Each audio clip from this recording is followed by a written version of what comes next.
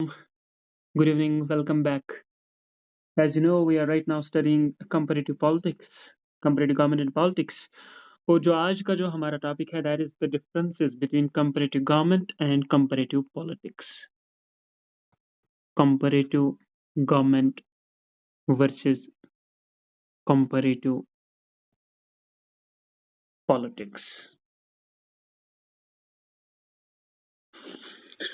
सबसे पहली बात जो है वो ये है जो इनिशियल में ये सब्जेक्ट एज ए डिसिप्लिन आया तो एज ए डिसिप्लिन ये जब आया as a discipline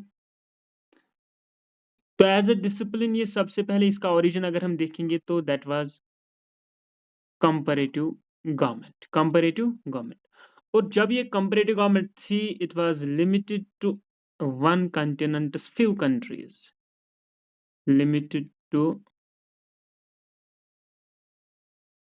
European continent so जब ये सिर्फ और सिर्फ यूरोप के कुछ शहरों में पॉपुलर हुआ था इनिशियल में इब्तिदा में तो ये कंपैरेटिव गवर्नमेंट थी और कंपैरेटिव गवर्नमेंट को हम मानते हैं इट इज सब डिवीजन या सब पार्ट या सब डिवीजन ऑफ पॉलिटिक्स और कंपैरेटिव पॉलिटिक्स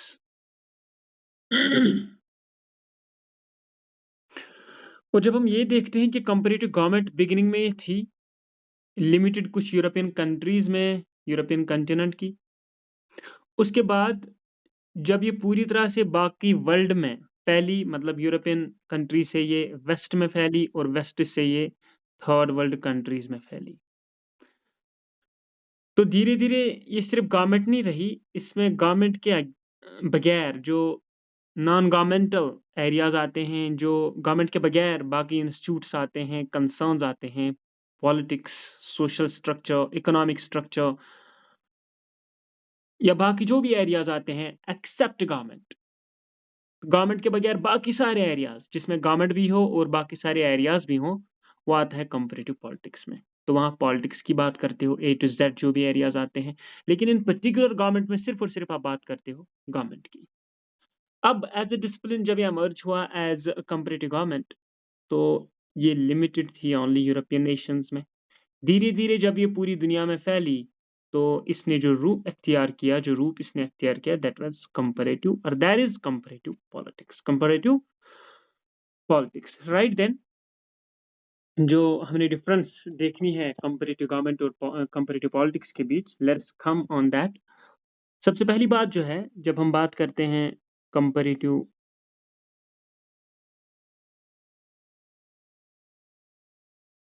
गवर्नमेंट की कंपैरेटिव गवर्नमेंट को हम मानते हैं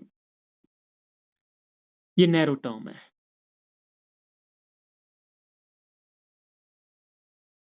ये नैरो टर्म क्यों है क्योंकि ये सिर्फ और सिर्फ यूरोपियन कॉन्टिनेंट में पॉपुलर थी और जब हम कहते हैं ये नैरो टर्म है तो इसके मुकाबले में जो कंपैरेटिव पॉलिटिक्स आती है वो मानी जाती है एक ब्रॉड टर्म वो क्यों है broader term because that is covering entire world systems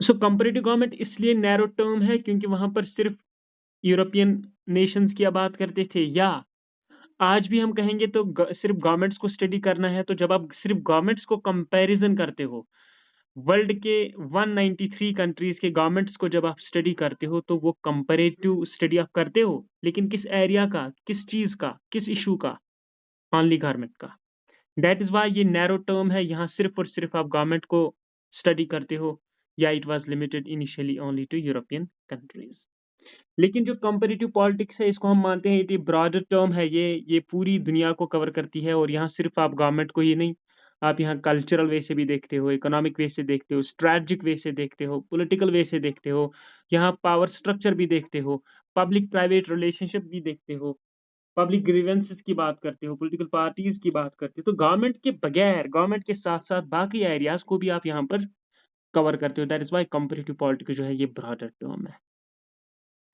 ये नैरो टर्म है। इवन ये जो कंपैरेटिव गवर्नमेंट है इसको माना जाता है सब टाइप या sub division of comparative politics, comparative politics. तो इनके बीच बहुत इंपॉर्टेंट डिफरेंसेस है, बहुत जो डिफरेंस इनके बीच जैसे एक नैरो है, एक ब्रॉड है, एक ओरिजिन से कहाँ पर लिमिटेड थी और एक इस वक्त दुनिया के कहाँ कहाँ पे फैली हुई है।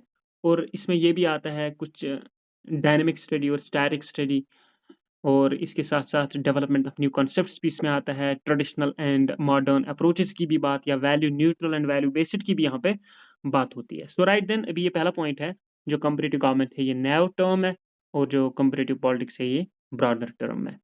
कंपैरेटिव पॉलिटिक्स को हम ब्रॉडर के साथ साथ वाइड भी मानते हैं, और वाइड के मुकाबले में हम कंपैरेटिव गवर्नमेंट को मानते हैं sub division of comparative politics या सब डिवीजन ऑफ पॉलिटिक्स। उसके बाद जब हम दूसरे पॉइंट पे आते हैं तो वहां पर हम कहते हैं जो कंपैरेटिव गवर्नमेंट है, comparative government involves study of governments, study of governments, चाहे वो गवर्नमेंट के फंक्शंस हो, गवर्नमेंट के इंस्टीट्यूशंस हो, आप यहाँ पर सिर्फ और सिर्फ गवर्नमेंट को स्टडी करते हो। लेकिन जब हम बात करते हैं कंपैरेटिव पॉलिटिक्स की, जब कंपैरेटिव पॉलिटिक्स की बात करते हैं तो वहां पर गवर्नमेंट को भी आप स्टडी करते हो, इसके साथ साथ नॉन गवर्नमेंट एंटिटीज को भी आप स्टडी करते हो, या नॉन गवर्नमेंट कहें या नॉन पॉलिटिकल कहें, इन सभी चीजों को आप यहाँ पर स्टडी करते हो। लाइक यहाँ पर हम सिर्फ गवर्नमेंट की बात करते थे, और यहाँ पर हम कल्चर की भी बात करते हैं, political culture, political socialisation, political participation, etcetera.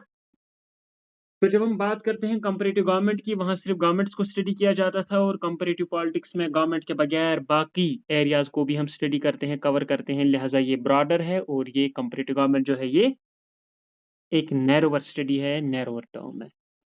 ये इसलिए भी नैरो है कंपैरेटिव गवर्नमेंट क्योंकि कंपैरेटिव गवर्नमेंट वाज कंटेंटेड और it was limited only to which nations, European nations. तो ये लिमिटेड थी, नैरो थी। और जब हम कंपैरेटिव पॉलिटिक्स की बात करते हैं, कंपैरेटिव पॉलिटिक्स यूरोप, वेस्ट,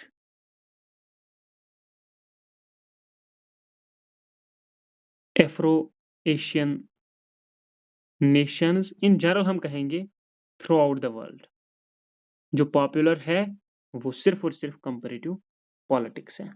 सो जब हम स्टडी करते हैं कंपैरेटिव गवर्नमेंट्स को, मोस्टली वहाँ यूरोपियन नेशंस कवर होते थे, लेकिन जब हम कंपैरेटिव पॉलिटिक्स की बात करते हैं तो वहाँ पर पूरी तरह से पूरी वर्ल्ड के सिस्टम्स आते हैं। फिर आप गवर्नमेंट को स्टडी करो या non governmental non political entities को स्टडी करो।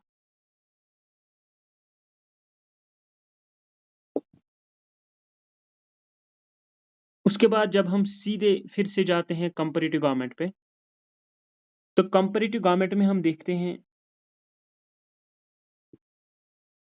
यहाँ पर ज्यादा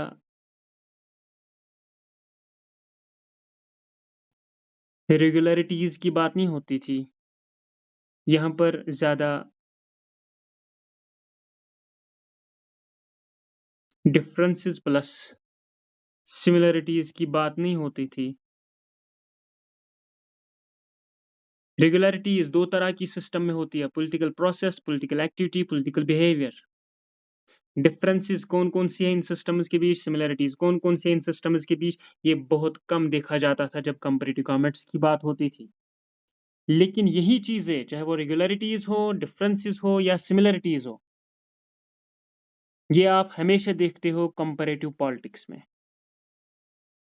सो कंपैरेटिव पॉलिटिक्स में कंसेक्यूटिवली रेगुलरिटीज भी रहती है, डिफरेंसेस भी और सिमिलरिटीज भी रहती है। इसके साथ साथ जब हम कंपैरेटिव गवर्नमेंट को देखते हैं, कंपैरेटिव गवर्नमेंट को माना जाता है एक old concept, old old concept के साथ साथ ये जो कंपैरेटिव गवर्नमेंट है, यहाँ पर जो स्टडी थी वो डायनेमिक नहीं थी, दैट मीन्स स्टैटिक स्टडी थी। क्योंकि कंपैरेटिव गवर्नमेंट में सिर्फ आप गवर्नमेंट को देखते हो, कुछ नए कॉन्सेप्ट्स इसमें नहीं आते हैं, तो ये एक ओल्ड कॉन्सेप्ट रह गया और ये स्टैटिक स्टडी है, बस ये लिमिटेड रही गवर्नमेंट्स तक ही। तो इसके मुकाबले में जब हम कंपैरेटिव पॉलिटिक्स की बात करते हैं, ये नया कॉन्सेप्ट है, नंबर 1। नंबर 2, इसमें जो स्टडी है वो डायनामिक है। डायनामिक स्टडी इसलिए है क्योंकि यहाँ पर आप सिर्फ गवर्नमेंट को स्टडी नहीं करते हो, आप गवर्नमेंट के बगैर भी नॉन पॉलिटिकल या नॉन गवर्नमेंट एंटिटीज़ को भी स्टडी करते हैं। तो इसमें बहुत सारे कॉन्सेप्ट जो है वो डेवलप हुए हैं, चाहे वो पॉलिटिकल पार्टिसिपेशन की बात हो, पॉलिटिकल सोशलाइजेशन की बात हो, पॉलिटिकल कल्चर की बात हो, पॉलिटिकल डेवलपमेंट की बात हो, पॉलिटिकल मॉडर्नाइजेशन की बात हो, फेमिनिज्म की बात हो, ग्लोबलाइजेशन की बात हो, क्लाइमेट चेंज की बात हो, ये सारी चीज़ें या इंटरडिसिप्लिनरी जो सब्जेक्ट्स है जिसको हम इंटीग्रेटेड स्टडी कहते हैं, वो सारे नए कॉन्सेप्ट जो डेवलप हुए हैं वो कंपैरेटिव पॉलिटिक्स में डेवलप हुए हैं। तो व्हेन आपके एरिया में नए कॉन्सेप्ट्स जनरेट होते हैं, नए कॉन्सेप्ट्स आते हैं, चेंजेस आते हैं विद टाइम, उसको हम कहते हैं डायनामिक।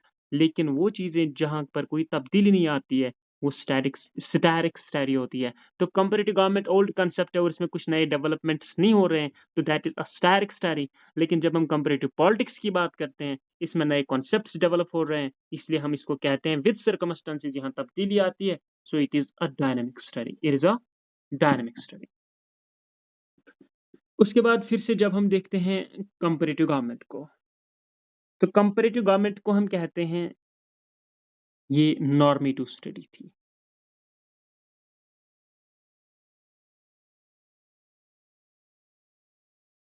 Normative study. तो जब भी नॉर्मेटिव स्टडी की बात होती है तो वहाँ पर ट्रेडिशनल अप्रोचेस की बात होती है।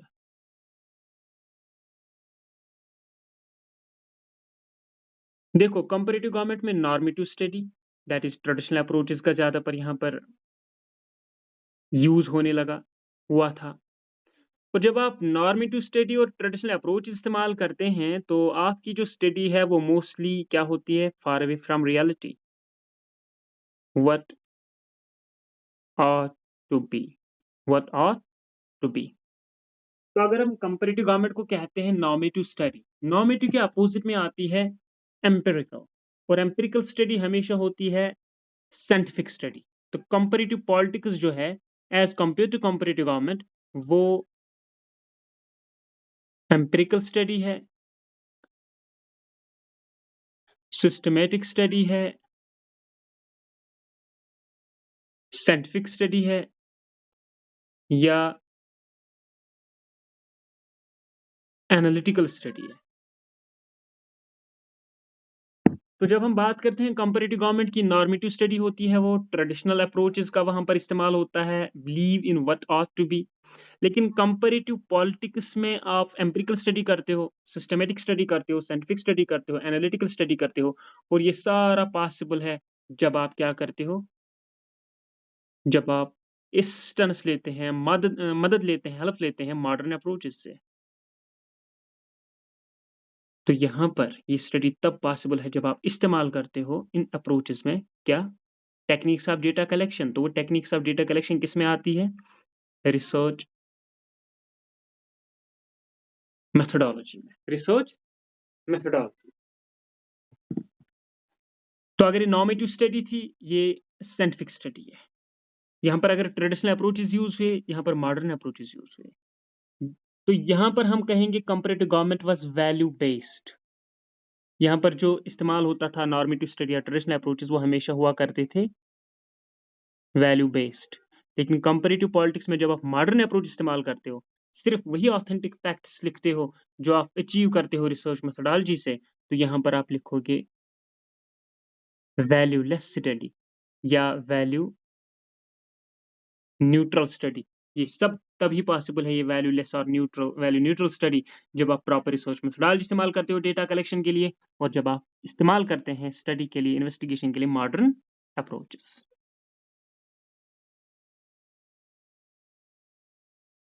उसके बाद जब हम कंपैरेटिव गवर्नमेंट की फिर से बात करते हैं, तो कंपैरेटिव गवर्नमेंट में हम कहते हैं it was one dimensional study.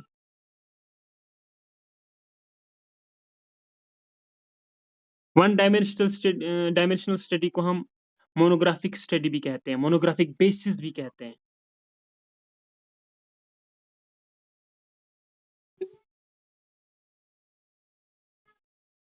मोनोग्राफिक basis.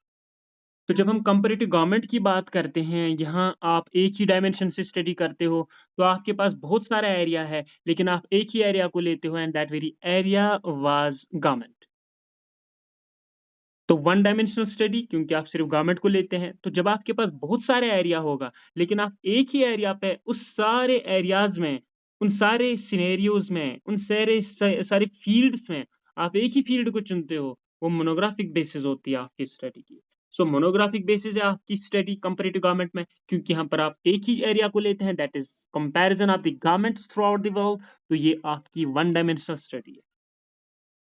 और इसके मुकाबले में जब आप देखते हैं कंपैरेटिव पॉलिटिक्स को, कंपैरेटिव पॉलिटिक्स में आप नहीं 1 नहीं 2, यहाँ पर आप जो स्टडी करते हैं, जो आप यहाँ इस्तेमाल करते हैं approach, that is known as multi dimensional study. Multi dimensional study. क्यों मल्टी डायमेंशनल स्टडी? क्योंकि यहाँ पर आप गवर्नमेंट को स्टडी करते हो, पॉलिटिक्स को स्टडी करते हो, पावर को स्टडी करते हो, पॉलिटिकल कल्चर को स्टडी करते हो, पॉलिटिकल सोशलाइज़ेशन को स्टडी करते हो, पॉलिटिकल पार्टिसिपेशन को स्टडी करते हो, पॉलिटिकल डेवलपमेंट को स्टडी करते हो, पॉलिटिकल कम्युनिकेशन को स्टडी करते हो, पॉलिटिकल मॉडर्नाइज़ेशन को स्टडी करते हो, so on and so fourth. तो जब आप एक ही एरिया को चुनते हो, वो मोनोग्राफिक स्टडी होती है, वन डायमेंशनल स्टडी होती है, and that is case always in comparative government. But when we are talking about the comparative politics, तो वहाँ पे आप मल्टी डायमेंशनल स्टडी करते हो, जिसमें आप गवर्नमेंट के साथ-साथ बाकी power structure, politics, political culture या बाकी कॉन्सेप्ट्स को भी अंडरटेक करते हो इन्वेस्टिगेशन के लिए, उनको स्टडी करते हो।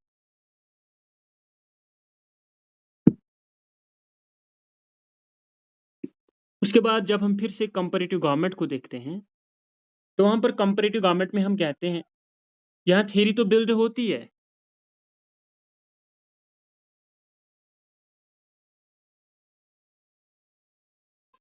theory building of ideal political institutions, ideal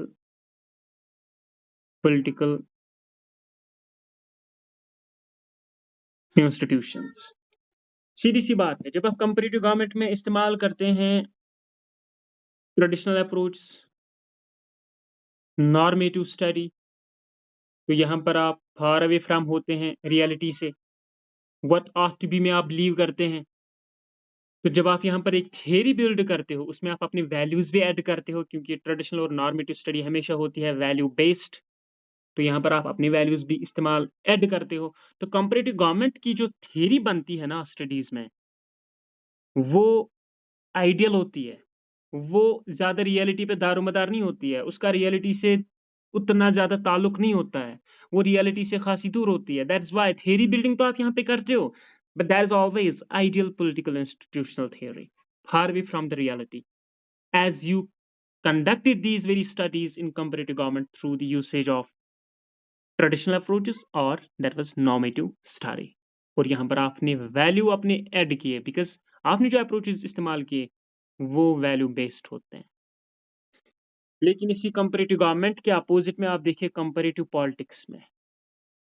comparative politics में आप बिल्ड करते हो, यहाँ पर भी आप थ्योरी बिल्डिंग करते हो। जो आप थ्योरी बिल्डिंग यहाँ पे करते हो ना, it is always authentic and valid and valid. क्यों ये ऑथेंटिक और वैलिड होती है? क्योंकि यहाँ पर आप मदद लेते हैं मॉडर्न अप्रोचेस का।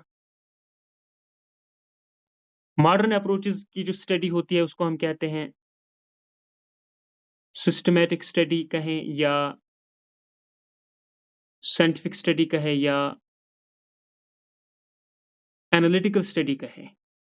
क्योंकि यहाँ पर आप अपना कोई भी वैल्यू ऐड नहीं कर सकते, दैट इज़ व्हाई यहाँ पर आप वैल्यू फ्री स्टडी करते हो।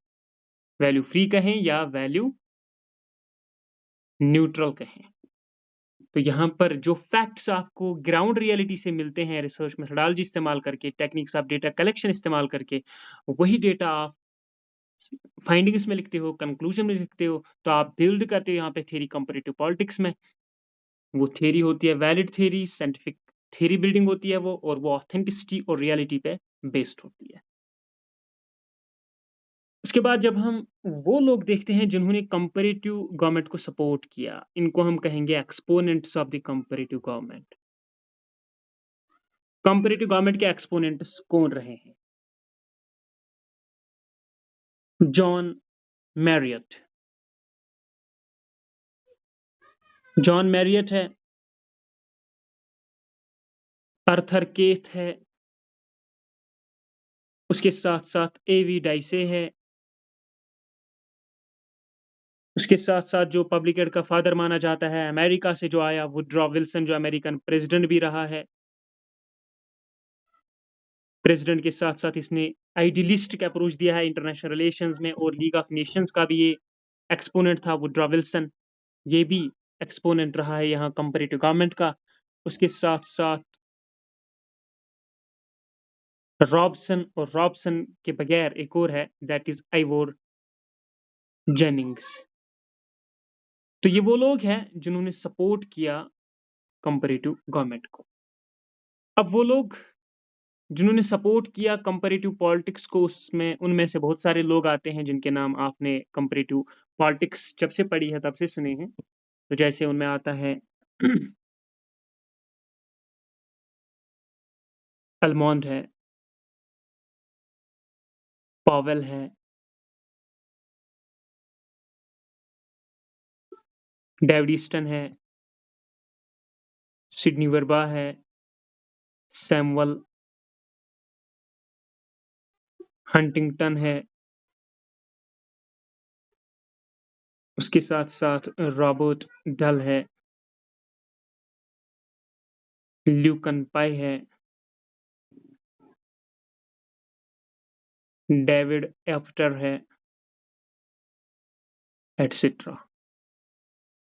तो ये लोग जो है एक्सपोनेंट्स है कंपैरेटिव पॉलिटिक्स के, और ये लोग जो है ये एक्सपोनेंट्स है कंपैरेटिव गवर्नमेंट के। So these were important differences between comparative government and comparative politics, and in order to get clear cut conception about comparative politics, it was mandatory for us to know about comparative government as well.